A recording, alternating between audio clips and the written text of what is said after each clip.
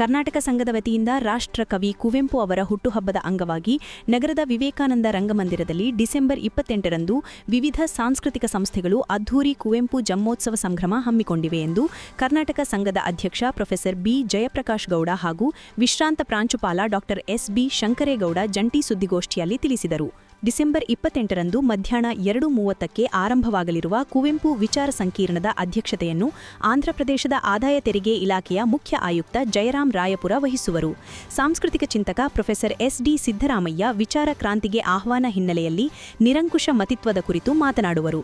ನಂತರ ಮತ್ತೋರ್ವ ಸಾಂಸ್ಕೃತಿಕ ಚಿಂತಕ ಚಂದ್ರಶೇಖರ್ ನಂಗಲಿ ಕುವೆಂಪು ಸಾಹಿತ್ಯ ಪ್ರವೇಶಕ್ಕೆ ಭೂಮಿಕೆಯ ಕುರಿತು ತಮ್ಮ ಒಲನೋಟ ಹಂಚಿಕೊಳ್ಳಲಿದ್ದಾರೆ ಎಂದು ಗುರುವಾರ ಸುದ್ದಿಗೋಷ್ಠಿಯಲ್ಲಿ ವಿವರಿಸಿದರು.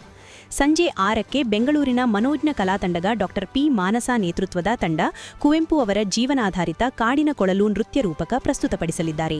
ಆದಿಚುಂಚಾನಗಿರಿ ಪೀಠಾಧಿಪತಿ ಡಾ ನಿರ್ಮಲಾನಂದನಾಥ ಸ್ವಾಮೀಜಿ ದಿವ್ಯ ಸಾನ್ನಿಧ್ಯ ವಹಿಸುವರು.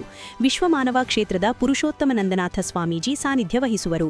ಲಯನ್ಸ್ ಕ್ಲಬ್ನ ಮಾಜಿ ರಾಜ್ಯಪಾಲ ಲಯನ್ ಕೆ. ದೇವೇಗೌಡ ಅಧ್ಯಕ್ಷತೆ ವಹಿಸುವರು ಎಂದು ಹೇಳಿದರು.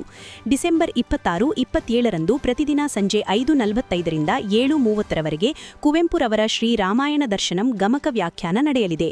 ವಿಶ್ರಾಂತ ಪ್ರಾಚಾರ್ಯ ಡಾ ಮ. ರಾಮಕೃಷ್ಣ ಕಾರ್ಯಕ್ರಮ ಉದ್ಘಾಟಿಸುವರು.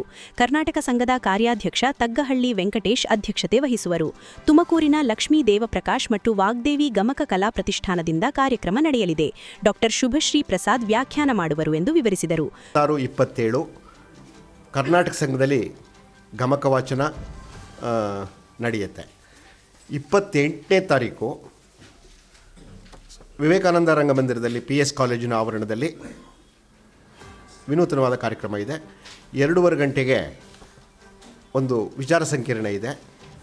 ಎಸ್.ಡಿ. ಸಿದ್ದರಾಮಯ್ಯನವರು ಮತ್ತು ಚಂದ್ರಶೇಖರ್ ನಂಗ್ಲಿಯವರು ಈ ಕಾರ್ಯಕ್ರಮದಲ್ಲಿ ವಿಚಾರ ಮಂಡನೆಯನ್ನು ಮಾಡಲಿದ್ದಾರೆ. ವಿಚಾರ ಸಂಕಿರಣ ಆದ ಮೇಲೆ 6 ಗಂಟೆಗೆ ಒಂದು ವಿಶೇಷವಾದ ಕಾರ್ಯಕ್ರಮ, ಕುವೆಂಪು ಗೀತೆಗಳನ್ನು ನೃತ್ಯ ರೂಪಕಕ್ಕೆ ಒಳಪಡಿಸಿ ಇಡೀ ಕುವೆಂಪು ಅವರ ವ್ಯಕ್ತಿತ್ವವನ್ನು ಪರಿಚಯ ಮಾಡಿಕೊಡುವ ರೂಪಕವಾಗಿ ಅದನ್ನು ಸಿದ್ಧಪಡಿಸಿದ್ದಾರೆ. ಡಾ ಮಾನಸ ಮತ್ತು ಅವರ ತಂಡ ಬೆಂಗಳೂರಿನವರು, ಮೂಲತಃ ಅವರು ಮಂಡ್ಯದವರೇ.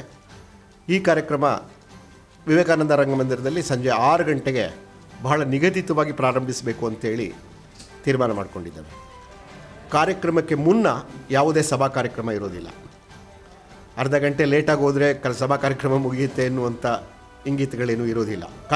ನೇರವಾಗಿ ಕಾರ್ಯಕ್ರಮ ಶುರುವಾಗುತ್ತೆ. ಕಾರ್ಯಕ್ರಮದ ನಂತರದಲ್ಲಿ ಪೂಜ್ಯ ಸ್ವಾಮೀಜಿಯವರು ಬರ್ತಾರೆ, ಲಯನ್ ದೇವೇಗೌಡರು ಬರ್ತಾರೆ. ಕಾರ್ಯಕ್ರಮದ ನಂತರದಲ್ಲಿ ಒಂದು ಅರ್ಧ ಮುಕ್ಕಾಲು ಗಂಟೆ ಸಭಾ ಕಾರ್ಯಕ್ರಮ ಇರುತ್ತೆ. ಆ ಕಾರ್ಯಕ್ರಮವನ್ನು ಕುರಿತೇ ಎಲ್ಲರೂ ಮಾತನಾಡಲಿ ಅನ್ನುವ ಆಶಯದಿಂದ ಈ ರೀತಿ ಅದನ್ನು ಯೋಚಿಸಿದ್ದೇವೆ. ಕುವೆಂಪು ನಮ್ಮ ನೆಲದಲ್ಲಿ ಬಹಳ ಪ್ರಭಾವ ಬೀರಿರುವ ಒಬ್ಬ ದಾರ್ಶನಿಕ ಕವಿ. ಮೈಸೂರು, ಮಂಡ್ಯ ಯಾವುದೇ ಜಿಲ್ಲೆಗಳನ್ನು ತೆಗೆದುಕೊಂಡರೂ ಮಂಡ್ಯ ಜಿಲ್ಲೆಯಲ್ಲಿ ಕುವೆಂಪುವನ್ನು ಆರಾಧಿಸುವಷ್ಟು, ಓದ್ಕೊಂಡಿರುವಷ್ಟು ಆರಾಧನೆಯ ಜೊತೆಗೆ ಬಹುಶಃ ಬೇರೆ ಯಾವ ಜಿಲ್ಲೆಯಲ್ಲೂ ಇಲ್ಲ ಅಂತ ಬಹಳ ಹೆಗ್ಗಳಿಕೆಯಿಂದ ನಾವು ಹೇಳ್ಕೋಬೋದು. ಇದರಲ್ಲಿ ಈ ನಮ್ಮ ಆಶಯವೂ ಕೂಡ ಅದೇನೇ. ಕರ್ನಾಟಕ ಸಂಘ ನಿಮಿತ್ತ ಮಾತ್ರವಾಗಿ ಉಳಿದ ಎಲ್ಲ ಸಾಂಸ್ಕೃತಿಕ ಮನಸ್ಸುಗಳು ಒಟ್ಟಾಗಬೇಕು ಅನ್ನುವಂಥದ್ದು ನನ್ನ ಉದ್ದೇಶ ಕೂಡ ಅದನ್ನೇ ಆಗಿರ್ತಕ್ಕಂಥದ್ದು. ಒಂದು ಸಾಂಸ್ಕೃತಿಕವಾಗಿರ್ತಕ್ಕಂಥ ಒಕ್ಕೂಟ ಆಗದೆ ಹೋದರೆ ಬಹುಶಃ ನಮ್ಮ ಆಶಯಗಳು, ಸಾಂಸ್ಕೃತಿಕವಾಗಿ ನಮ್ಮ ಆಶಯಗಳು ಮಂಡ್ಯ ಜಿಲ್ಲೆಯಲ್ಲಿ ಕೈಗೂಡೋದು ಭಾಳ ಕಷ್ಟ ಅನ್ನೋದನ್ನು ಮೊದಲಿಂದ ಅಂದ್ಕೊಂಡು ಬರ್ತಾಯಿದ್ದೀನಿ. ಮೊದಲಿಗೆ ನಮ್ಮ ಶಂಕರಗೌಡರ ನೇತೃತ್ವದಲ್ಲಿ ಇವರೆಲ್ಲರೂ ಕೂಡ ಒಟ್ಟಾಗಿರ್ತಕ್ಕಂಥದ್ದು. ನಮ್ಮ R Lokesh Patel charitable trust, Anakere M Srinivas ಪ್ರತಿಷ್ಠಾನ, ಎಲ್ಲರೊಳಗೊಂದಾಗು ಮಂಕುತಿಮ್ಮ ಟ್ರಸ್ಟು, ಚಿತ್ರಕೂಟ ಸಾಂಸ್ಕೃತಿಕ ಸಂಸ್ಥೆ, ಪರಿಚಯ ಪ್ರಕಾಶನ, ಸದ್ವಿದ್ಯಾ ಶಿಕ್ಷಣ ಟ್ರಸ್ಟು, ಕನ್ನಿಕಾ ಶಿಲ್ಪ ನವೋದಯ ಶಿಕ್ಷಣ ಸಂಸ್ಥೆ, ಡ್ಯಾಫೋಡಿಲ್ ಶಿಕ್ಷಣ ಸಂಸ್ಥೆ, ನೆಲದನಿ ಬಳಗ, ಈ ಎಲ್ಲ ಸಂಘ ಸಂಸ್ಥೆಗಳು ಕೂಡ ಒಟ್ಟಾಗಿದ್ದಾವೆ.